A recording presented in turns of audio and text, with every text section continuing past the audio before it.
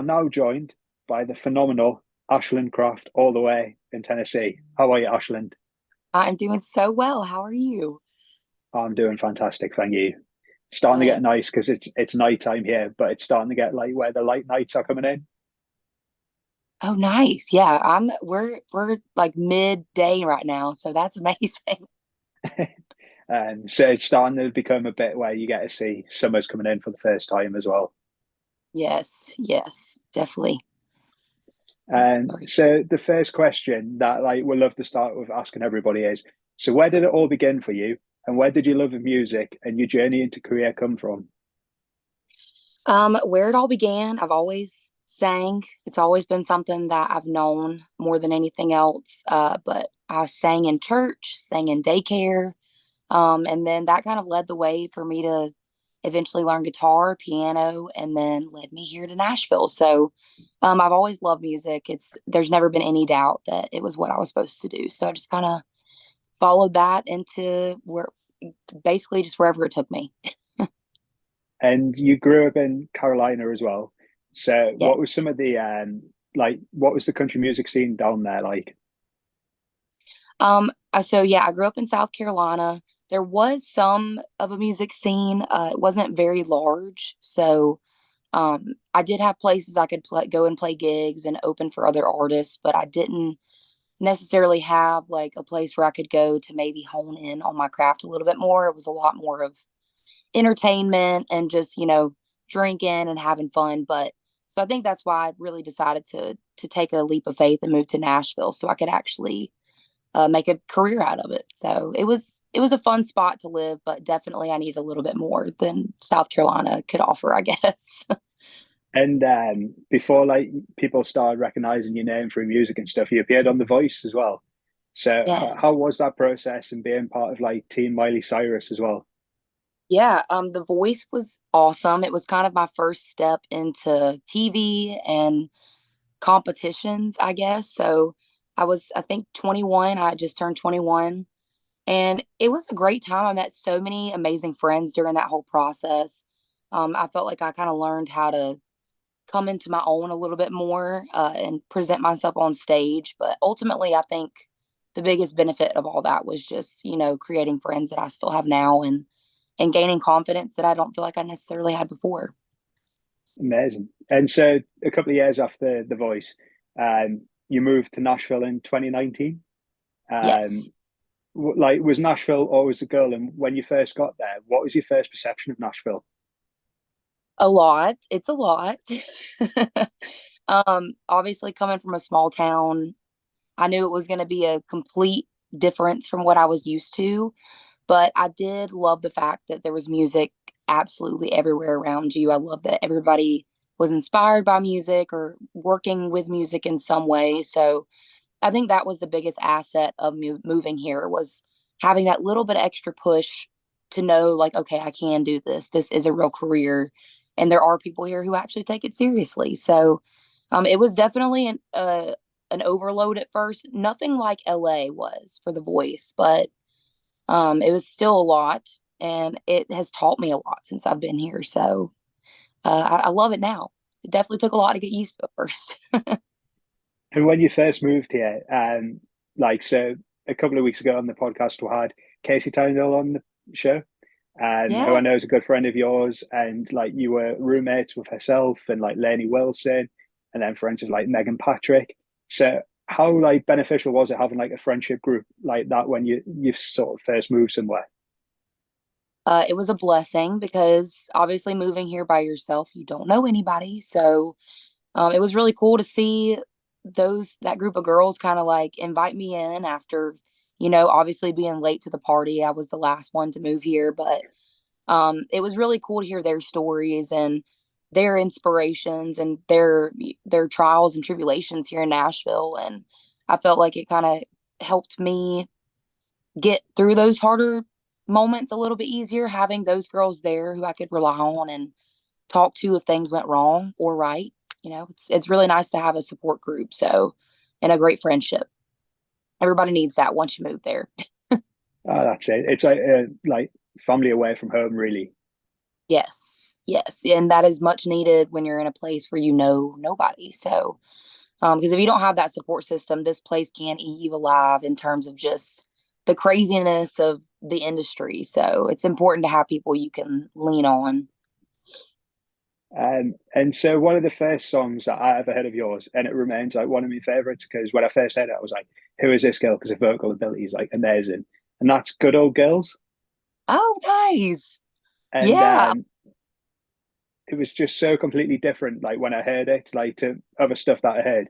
So could you just talk a tiny bit about that track and like the meaning behind it? absolutely. Good Old Girls, I wrote with a guy named Rob Snyder, who I'm sure y'all are familiar with, and then Josh Phillips, who just wrote Dirt Cheap for Cody Johnson. And that was, I think, our first write, all three together. And I was kind of talking about, and I think Josh was too. I believe this was Josh's idea, but I came from a family of all boys. I have two brothers. I have all guy cousins. So I'm the only girl. And I felt like I was just so opposite of a lot of the females that were up and coming in country music because everybody's a little more put together and girly. And I felt just a little more rough around the edges and more like one of the boys, so to speak, I guess. So I wanted to write a song about that because I knew I wasn't the only one in the world that felt that way. So we wrote Good Old Girls, and I was really excited to see a lot of people resonate with it, but also the dudes like it too, which is great. Y'all need good old girls.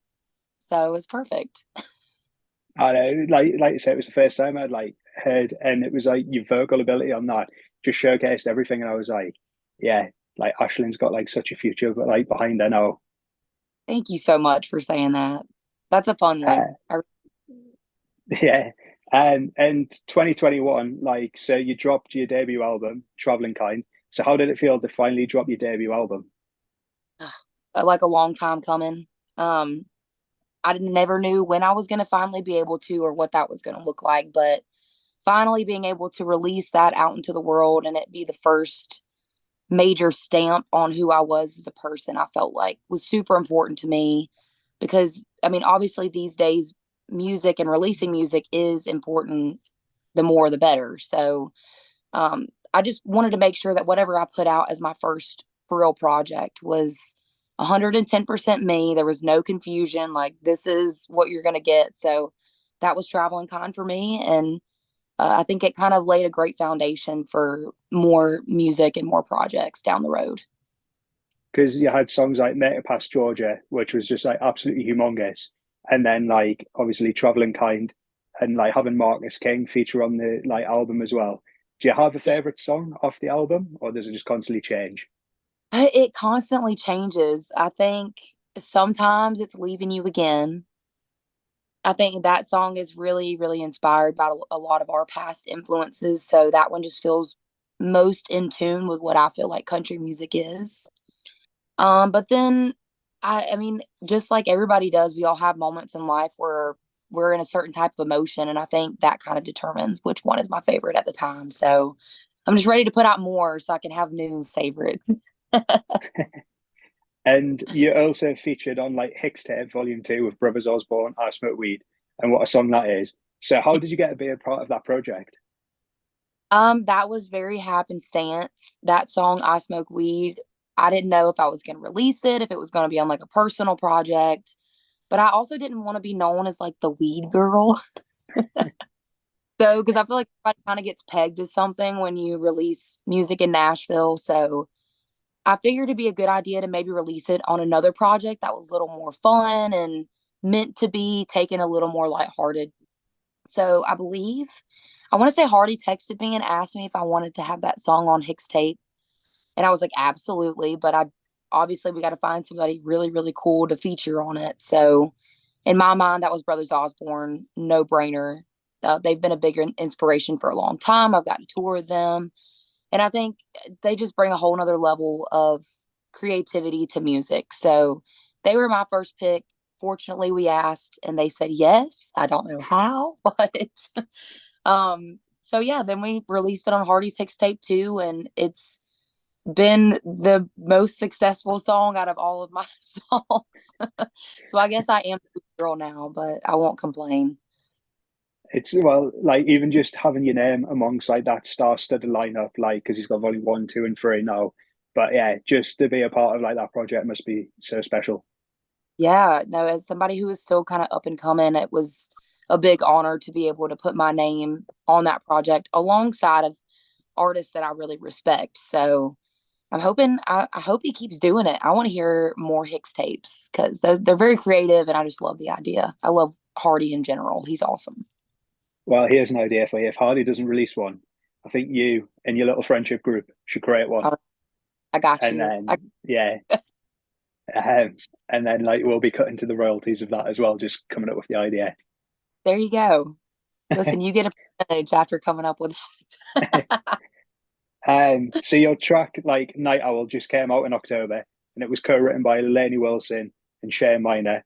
What was the meaning behind this track, and what was it like having two amazing like artists and songwriters help you amongst that?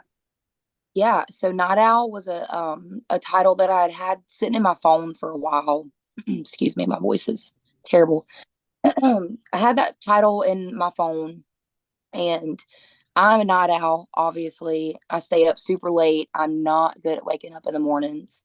But obviously, like I wanted there to be a little bit more meaning to that than just, staying up late. But I think it was perfect timing because even though we wrote this song back in, I think, 2020, I wanted to release it at a time where I was completely independent, because it is a time in your career when you're like, am I doing the right thing? Like, am I good trusting my gut? And I think that's what this song is about mostly, is just leading with your heart and trusting yourself even when everything else feels out of control or just not easily understandable at the moment. And obviously at that time when I released that song, it was, I think I had just come out of my record deal.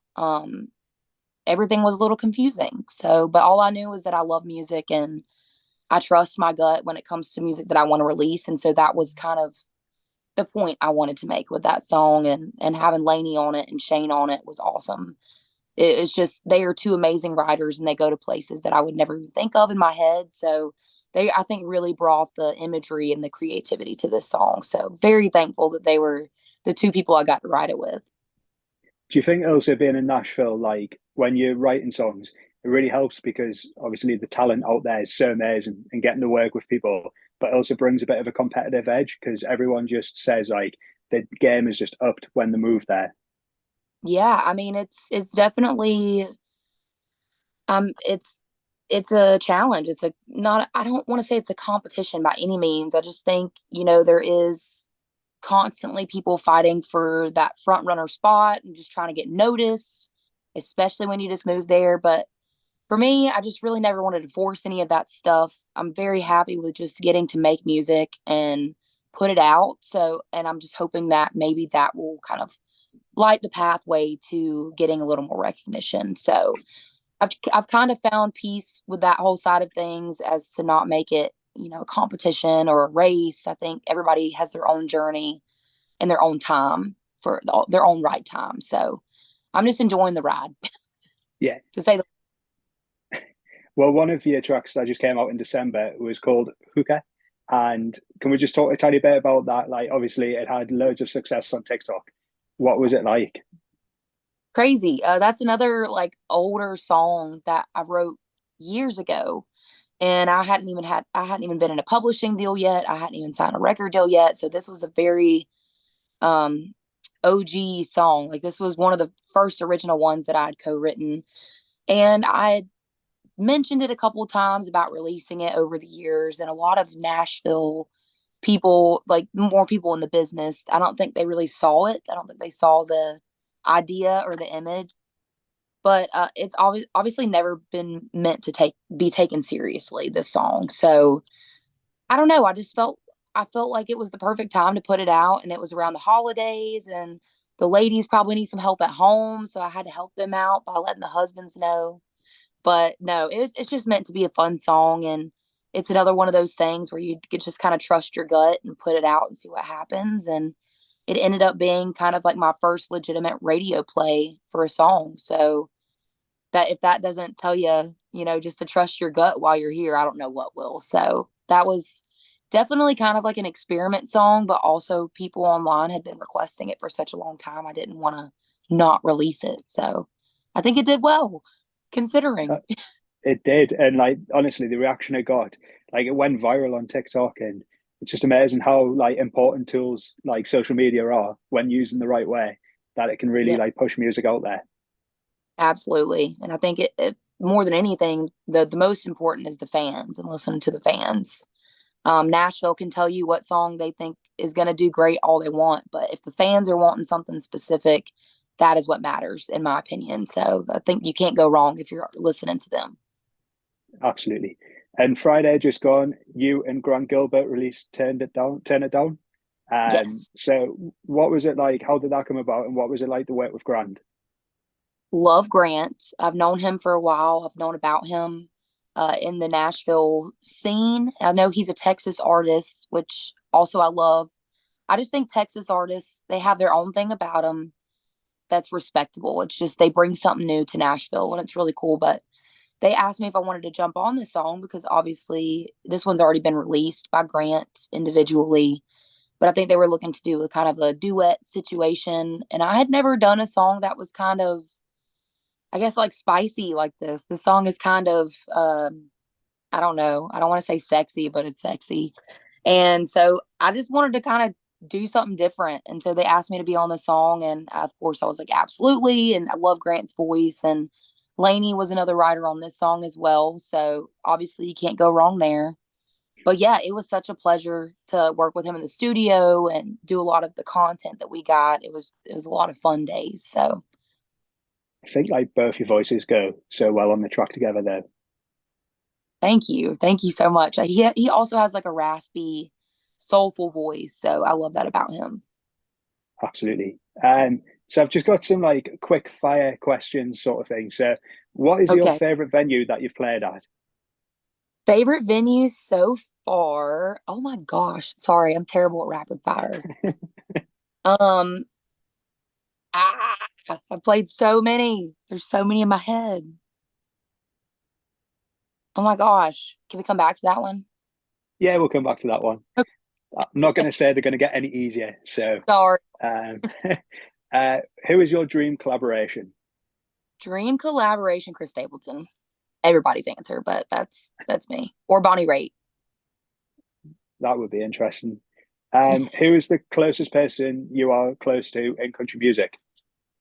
In country music, Yeah. I guess out of my list, probably Lainey right now. Um, what's one thing that people might not know about yourself? Um, I'm 27. I don't know. I feel like people think I'm a lot older than that, like in my 30s, but I'm only in my 20s. I can also quack like a duck, like make a really great duck call. Uh, is that your party trick? Is it? It is, yeah. That's about it. That's that's pretty impressive. That's my hidden, What hidden talent? yeah, something like that. Uh, what does country music mean to you?